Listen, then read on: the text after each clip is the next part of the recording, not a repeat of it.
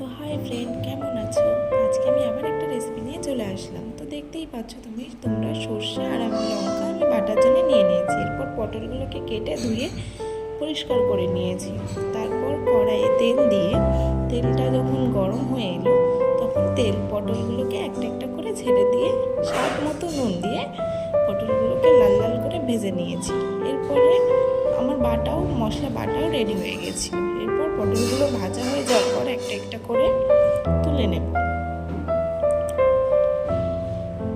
নেওয়ার পর কড়াই তেল দিয়ে তার মধ্যে পাঁচফোড়ন দিয়ে পাঁচফোড়নগুলো যখন লাল লাল হয়ে আসবে তখন বেটে রাখা মশলাটাও আমরা দিয়ে দেব। বেটে রাখা মশলাটা দিয়ে ভালো করে নেড়ে চেড়ে তারপর স্বাদ মতো নুন ও হলুদ দিয়ে আবার নেড়ে নেব। আমি যেহেতু নুন